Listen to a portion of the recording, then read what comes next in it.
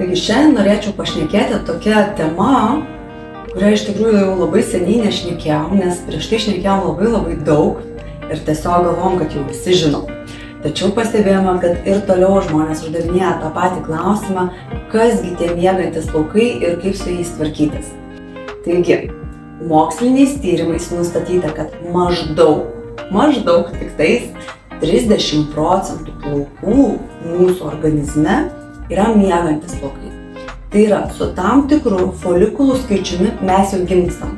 Tai yra genetika. Tai yra genetiškai užprogramuota ir mes tiesiog negalime jų nei didinti, nei mažinti to skaičiaus. Jisai koks yra, toks yra. Vienu metu ant kūno auga tam tikras procentas plaukų. O iš tų plaukų dar tam tikras procentas yra augimo fazėje, tai yra anagenė. Kiti plaukai yra katagenė, kiti telogenė.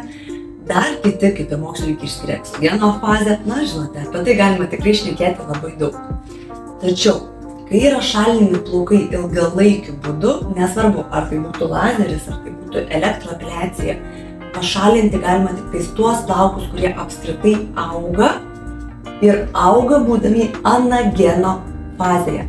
Štai kodėl tas procedūras reikia kartoti, kol visi plaukai bus anageno fazėje. O anageno fazė yra išsiskirsčiusi labai skirtingai. Kaip pavyzdžiui, ant plaukų, mūsų galvos plaukų yra labai daug anageno fazėje esančių plaukų, ant kojų, skaitykime, ant blauzdų gali būti tik 20% anageno fazėje esančių plaukų.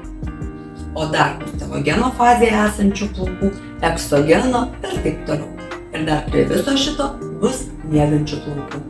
Kągi jie mums duoda, kada jie atsibunda ir taip toliau. Visų pirma, jie gali atsibusti kada? Nuo tiesiog netinkamai atliktos epiliacijos, būtent lazerinės arba fotoepiliacijos.